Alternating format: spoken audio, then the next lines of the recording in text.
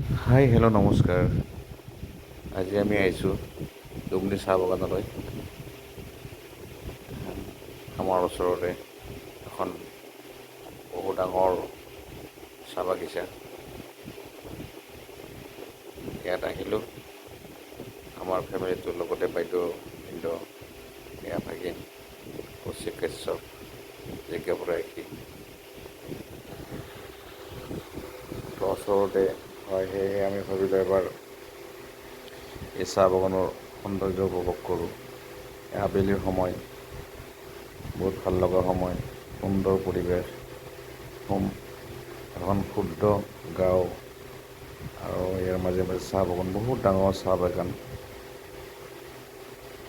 ভাল লাগে আৰু সেইবাবে আমি ইয়াত আহিলোঁ।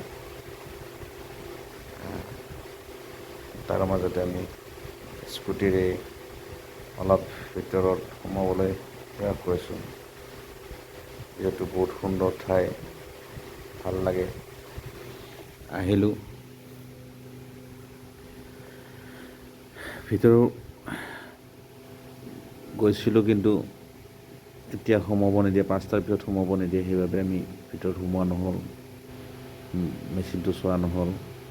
তৎসত্ত্বেও আমি এনেই ভিতৰলৈ গৈছিলোঁ। তাৰপিছত ওলাই আহি এয়া সুন্দৰ পৰিৱেশ আমি উপভোগ কৰাৰ কাৰণে আহিলোঁ। ভালেই লাগিল আবেলিৰ সময়, এয়া সকলোৰে লগত। আৰু এয়া আমাৰ জিজ্ঞা বুঢ়াগোহাঁই, ভাল লাগিল, তাই নাচি বাগি বাগানৰ মাজত থাকিল। আপোনালোকক দেখালোঁ, এয়া ভাল লাগিলে জনাব। Bye bye.